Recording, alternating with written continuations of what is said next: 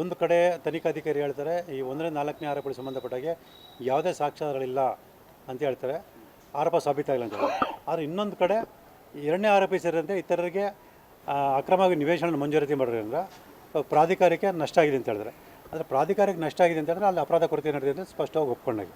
So ಮಾನ್ಯ ನ್ಯಾಯಾಧೀಶ ಅದನ್ನೇ ಸ್ಪಷ್ಟೀಕರಣ ಕೇಳಿದ್ರು.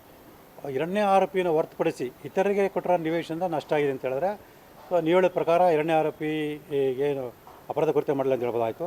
ನೀವು ಇಲ್ಲಿ 2ನೇ ಆರೋಪಿ ಸೇರಿದಂತೆ ಇತರಿಗೂ ನಿವೇಶನ ಕೊಟ್ಟಿರೋದ್ರಿಂದ ನಷ್ಟ ಆಗಿದೆ ಅಂತ ಸ್ಪಷ್ಟವಾಗಿ ಹೇಳಿದ್ರೆ, ಹಾಗಾಗಿ ಅವರು ಅಪರಾಧ ಕೃತ್ಯ ಮಾಡೋದ್ರಲ್ಲಿ ಮೇಲ್ನೋಟ ಕಂಡು ಬರ್ತದೆ.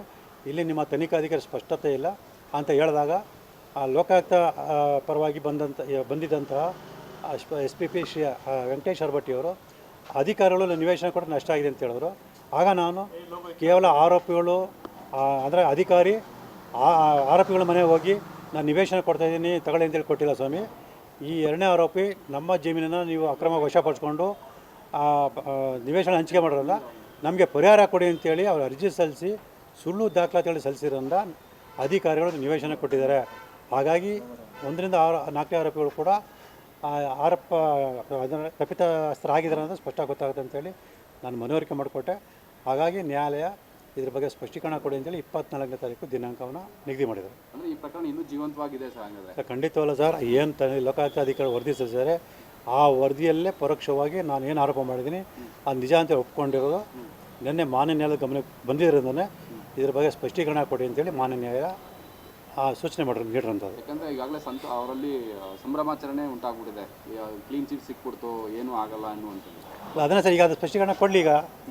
ಈಗ ಮಾನ್ಯ ನ್ಯಾಯಾಲಯ ಸ್ಪಷ್ಟೀಕರಣ ಕೇಳಿದ್ದಿಲ್ಲ, ಅದು ಕೊಡಲಿ ಗೊತ್ತಾಗುತ್ತೆ. ಆಗ ಅಪರಾಧ ಕೃತ್ಯ ಎಸಗಿದಾರೆ ಇಲ್ಲೊಂದು ಗೊತ್ತಾಗುತ್ತೆ. ಈಗಾಗಲೇ ಹೇಳಿದಾಗೆ ಒಂದು ಕಡೆ ಏನೂ ತಪ್ಪು ಮಾಡಿಲ್ಲ ಅಂತ ಹೇಳ್ತಾರೆ, ಇನ್ನೊಂದು ಕಡೆ ಪ್ರಾಧಿಕಾರ ನಷ್ಟ ಆಗಿದೆ. ಪ್ರಾಧಿಕಾರಕ್ಕೆ ಸುಮ್ಮನೆ ನಷ್ಟ ಆಗ್ಬಿಡ್ತಾ, ಇವರು ನಿವೇಶನವನ್ನು ಅಕ್ರಮ ಪಡೆದ್ರೆ ಅಂತಾನೆ ನಷ್ಟ ಆಗಿರೋದು.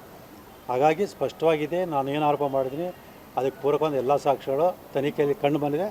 ಅದರ ಪ್ರಭಾವಕ್ಕೊಳಗಾಗಿರೋದಂಥ ತನಿಖಾಧಿಕಾರಿ ದುರುದ್ದೇಶಪೂರ್ವಕವಾಗಿ ಈ ಸುಳ್ಳು ವರದಿಯನ್ನು ಸಲ್ಲಿಸಿದ್ದಾರೆ. ಆರೋಪಿಗಳನ್ನ ಸೇಫ್ ಮಾಡಲಿಕ್ಕೋಸ್ಕರ ಈ ಥರ ಎಲ್ಲ ಮಾಡಿದ್ರು ಅಂತ. ಹೌದು ಸರ್, ಅದನ್ನೇ ಹೇಳಿದೆ. ಆರೋಪಿಗಳನ್ನ ಶಿಕ್ಷೆಯನ್ನು ತಪ್ಪಿಸೋಕ್ಕೋಸ್ಕರ ಈ ಒಂದು ಸುಳ್ಳು ವರದಿಯನ್ನು ಮಾನ್ಯ ನ್ಯಾಯಾಲಯಕ್ಕೆ ಸಲ್ಲಿಸಿದರೆ, ಅವರು ಸಲ್ಲಿಸಿರತಕ್ಕಂಥ ವರದಿಯಲ್ಲೇ ಅವರು ಸ್ಪಷ್ಟವಾಗಿ ತಪ್ಪಿತಸ್ಥರು ಕೂಡ ಒಪ್ಕೊಂಡಿದ್ದಾರೆ. ನಿಮ್ಮ ಹೋರಾಟ ಹೇಗಿರುತ್ತೆ ಸರ್? ಯಾಕಂದರೆ ಕಾನೂನು ಯಾರಾದರೂ ಅಡ್ವೊಕೇಟ್ನ ನೇಮಕ ಮಾಡ್ಕೊಂಡಿದ್ರೆ ನೀವು ವಾದ ಮಾಡ್ತೀವಿ? ಇಲ್ಲ ಸರ್, ನನ್ನನ್ನೇ ನಾನು ಪ್ರತಿನಿಧಿಸ್ಕೊಂಡು ನಾನೇ ವಾದ ಮಾಡಿರೋಂಥದ್ದು.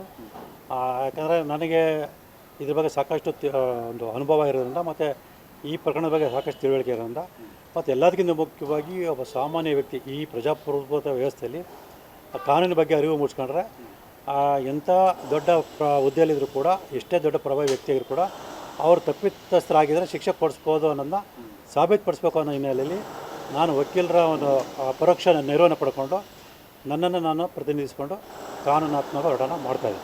ಜಯ ಸಿಗುತ್ತೆ ಅನ್ನೋ ವಿಶ್ವಾಸ ಇದೆ? ಖಂಡಿತ ಅಲ್ಲ ಸರ್. ಈಗ ಆ ಒಂದು ಹಂತದಲ್ಲೇ ನಿನ್ನೆ ಮಾನ್ಯ ನ್ಯಾಯಾಲಯ ಆದೇಶ ಮಾಡೋದನ್ನ ಗಮನಿಸ್ಬೋದು. ಓಕೆ, ಇದು ಬಿಟ್ಟು ಏನೋ ಬೇರೆ ವಿಚಾರ ಏನೋ ಮಾತಾಡೋದು? ಇಲ್ಲ ಅಷ್ಟೇ. Thank you.